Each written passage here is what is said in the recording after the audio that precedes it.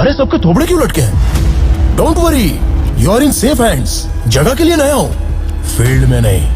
आपकी कंपनी का नाम बहुत ऊपर लेके जाऊंगा। आपका साथ, आपका सहयोग, आपका आशीर्वाद, इतना बस। जब इंडियन सिनेमा में कोई रिवॉल्यूशन आया है तो एकदम रैंडमली ही आया है। Like audience who don't know कि ऐसी भी मूवीज इंडियन सिनेमा में बन सकती है। अब भले चाहे वो VFX हो, एक्शन थ्रिलर हो या सस्पेंस थ्रिलर हो, मतलब कोई ना कोई ऐसा डायरेक्टर और प्रोड्यूसर आया है जिसने इंडियन सिनेमा का रुख बदल दिया है। लेकिन उन मूवीज के रिलीज होने के पहले उन डायरेक्टर्स को ज्यादा कोई पहचानता नहीं था, जहाँ इंडियन सिनेमा की हिस्ट्री में पहली बार ये चीज रिवर्स में चलने लगी है, जिसमें ऑडियंस को उस प्रोजेक्ट के बारे में भी पता है और उस प्रोड्यूसर से भी परिचित है जो इस प्रोजेक्ट में 4000 करोड़ यानी $500 मिलियन का बजट लगा रहे हैं। जी हाँ, मैं बात कर रहा हूँ नमित मल्होत्रा की, जिनकी अपकमिंग प्रोजेक्ट रामायणा का बजट 4000 करोड़ है। जहाँ भाई इतने भारी भरकम बजट के साथ रामायण गाथा पर मूवी बनाना नमित मल्होत्रा के लिए ड्रीम तो है ही है, लेकिन अब ये बात नमित मल्होत्रा के लिए ठीक वैसी हो गई है जैसे मिल्खा सिंह मूवी में मिल्खा एक ब्लेजर के लिए नेशनल रिकॉर्ड बना देता है। दशरथ मांझी अपनी बीवी के डेथ के बाद पूरा का पूरा पहाड़ तोड़ देता है। वो युवराज सिंह की तरह है जो अपोजिट टीम से कहा सुनी होने के बाद 6 के 6 गेंदों में 6 छक्के मार देता है। मतलब अगर सीधे शब्दों में कहें तो ये मेंस के ईगो पर बात आ चुकी है। तो क्या है वो रीजन जिसके चलते नमित मल्होत्रा ने वेस्टर्न की बड़ी बड़ी मूवीज को छोड़कर रामायण को प्रोड्यूस किया है? और नमित मल्होत्रा ने ऐसा क्या कहा जिससे उनकी मूवी सिर्फ इंडिया में नहीं बल्कि पूरे वर्ल्ड में इंडियन सिनेमा का क्रेज फैलाने वाला है? और उनकी ही टीम में काम कर रहे वेस्टर्न आर्टिस्ट ने रामायण मूवी के बारे में ऐसा क्या कह दिया जिससे नमित मल्होत्रा भी शॉक्ड हो गए? तो क्या है पूरा माजरा जानते हैं इस वीडियो में। तब तक वीडियो को लास्ट तक जरूर देखें। चैनल पर नए हैं तो चैनल को सब्सक्राइब जरूर करें।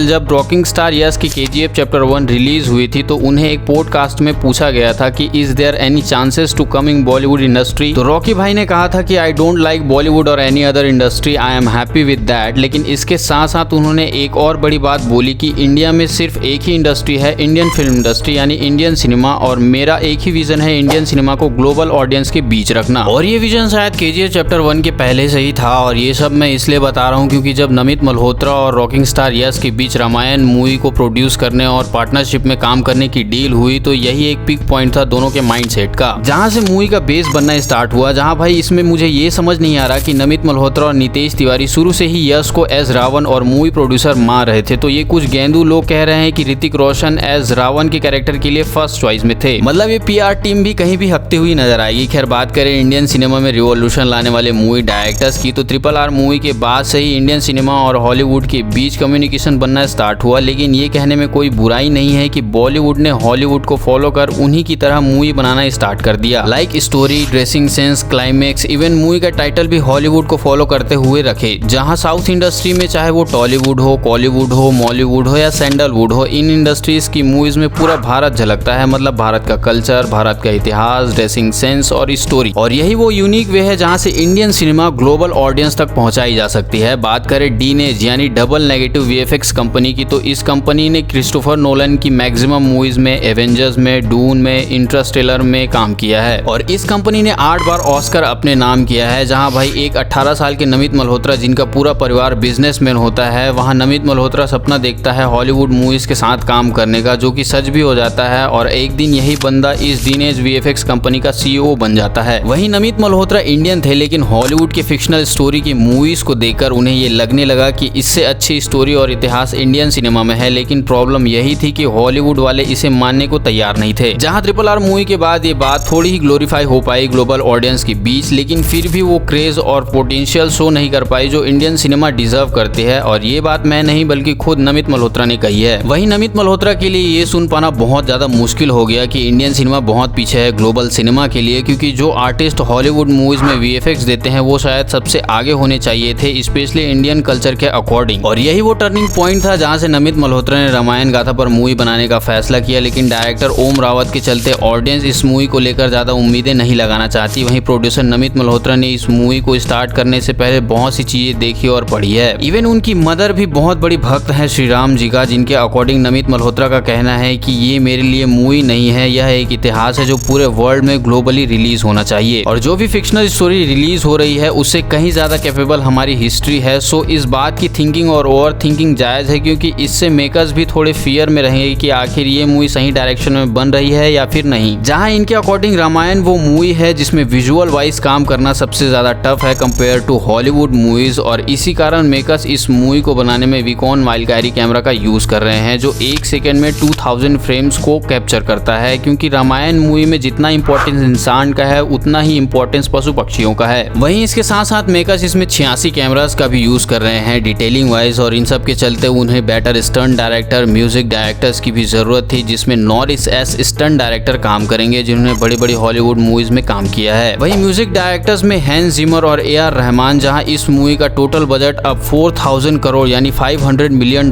जा पहुंचा है, जो कि इंडियन सिनेमा की पहली मोस्ट एक्सपेंसिव मूवी बनने जा रही है। हालांकि नमित मल्होत्रा के अकॉर्डिंग वो सेटिस्फाइड हो चुके हैं after first part shoot complete होने के बाद, भले ही ऑडियंस में ये डर है कि अगेन इस मूवी के साथ खिलवाड़ ना हो जाए। लेकिन इनके ही वेस्टर्न आर्टिस्ट जिन्होंने पहले पार्ट की शूटिंग देखी है उनमें बहुत ही ज्यादा क्यूरियोसिटी और अट्रैक्शन आ चुका है कि वो खुद डायरेक्टर नितेश तिवारी और नमित मल्होत्रा से कह चुके हैं कि वो सेकेंड पार्ट की शूटिंग के लिए बहुत ज्यादा एक्साइटेड हैं। और ये चीज देखकर नमित मल्होत्रा काफी कॉन्फिडेंट है कि ये मूवी ग्लोबली तहलका मचाएगी, क्योंकि यही आर्टिस्ट हॉलीवुड मूवीज में भी काम कर चुके हैं, लेकिन उनका क्रेज उतना नहीं था जितना रामायण मूवी में है। वेल, ये चीज ऑडियंस को तभी समझ में आएगी जब इस मूवी का टीजर और ट्रेलर रिलीज किया जाएगा। लेकिन मेरे अकॉर्डिंग यही वाला कॉन्फिडेंस और क्रेज नमित मल्होत्रा को एक और प्रोजेक्ट में लगानी चाहिए, वो भी SS राजामौली के साथ मिलकर, और वो है महाभारत। और अगर ऐसा हुआ तो Indian cinema top notch level पर चली जाएगी, क्योंकि महाभारत SS राजामौली का ड्रीम प्रोजेक्ट है और वो स्टोरी भी है जो ग्लोबल ऑडियंस ने कभी नहीं देखी है। खैर, ये वाला कोलैबोरेशन देखने को मिल सकता है अगर रामायण मूवी उस लेवल पर चली जाए जिस लेवल पर नमित मल्होत्रा इमेजिन कर रहे हैं। खैर, आपको क्या लगता है, क्या ये मूवी इंडियन सिनेमा कल्चर और हिस्ट्री को सही तरीके से ग्लोबल ऑडियंस के बीच रख पाएगी? कमेंट करके जरूर बताएं। बाकी इस वीडियो में इतना ही, मिलते हैं नेक्स्ट वीडियो में। वीडियो कैसी लगी कमेंट करके जरूर बताएं।